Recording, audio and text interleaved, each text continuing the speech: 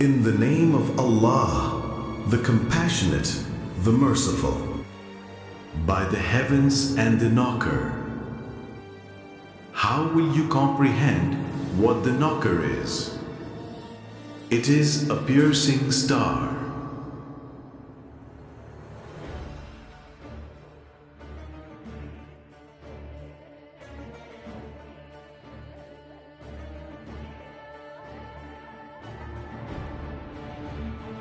By the heavens and the knocker.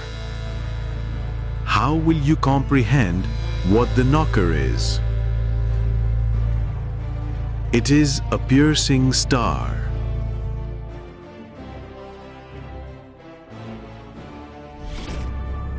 The word tariq stems from the root taraka, meaning knocking, striking.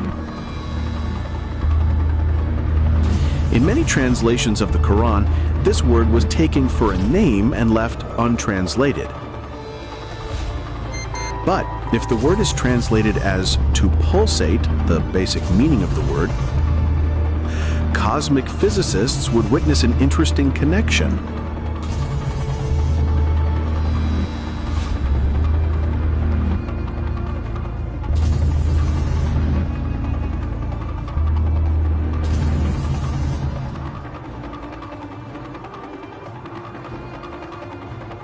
Little green men of the universe. In 1967, Jocelyn Bell accidentally stumbled on a regular and steadfast radio signal. The object she detected was emitting regular pulses. These pulses were reminiscent of heartbeats. At the time, such a pulsating object was not known to exist in space. At first, it was concluded that these signals might well have been propagated by intelligent beings, inhabitants of other planets. Invitation cards were printed, the media were notified, and a seminar was arranged. LGM, Little Green Men, signified that intelligent creatures had been detected and were contacted by radio signals. Not long after, the source of the signals in question was discovered. It was a spinning neutron star, an object whose velocity was incommensurably great, a pulsar. Bell's discovery failed to establish contact with the inhabitants of space, but she had found pulsars.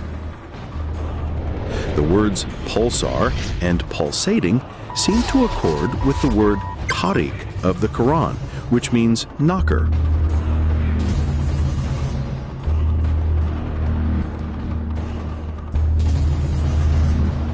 Can you comprehend what a pulsar is? In the second verse of the surah, the knocker, we read, "How will you comprehend what the knocker is?" A spoonful of matter taken from a pulsar would weigh 1 billion tons. Were we to depose a small particle of it on Earth, the particle would pierce it and end up in its center. Just think of it, a spoonful of any matter on Earth hardly weighing more than a few grams. This shows how difficult it is to conceive of a pulsar. A pulsar is produced by the compression of stars a couple of times bigger than the Sun.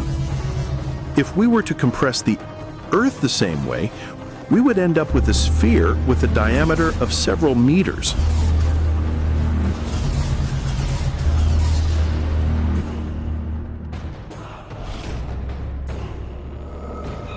The diameter of a pulsar can be about 15 to 20 kilometers.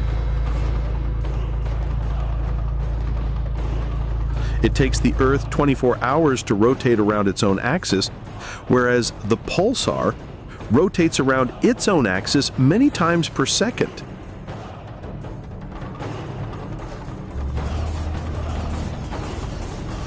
All these things show how difficult it is to comprehend this striking, pulsating star.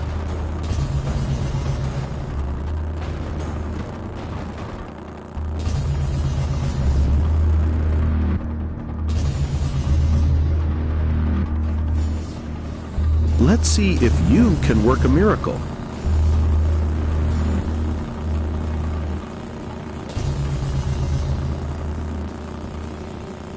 Some have tried to identify the star mentioned in the verse and claimed it to be a certain celestial body like Saturn or Venus. Mustafa Mlivo, who claims these assumptions are not correct and that Tariq is none other than a pulsar, says the following. Characteristics of the celestial object mentioned in 86, 1-3 are 1. It pulsates, knocks. 2. It is a star. 3. It penetrates, pierces, drills. None of the solar system planets meets all those criteria because none of them produces pulsations that give the impression of knocking, beating. None of them is a star. They are cold celestial bodies. None of them produces such intensive radiation. As one can see, the Qur'an had already mentioned a star that was to be discovered. This star was indeed discovered, but in the year 1970.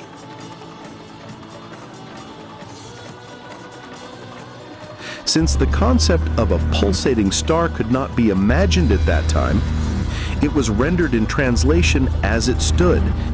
That is, Tariq, the meaning of it being explained in footnotes, dictionaries, and interpretations. The Quran, whose every sentence, every word is based on the finest of meanings, wherein lie hidden realms still to be discovered. The more we study the Quran, the more we are enlightened, the more we learn.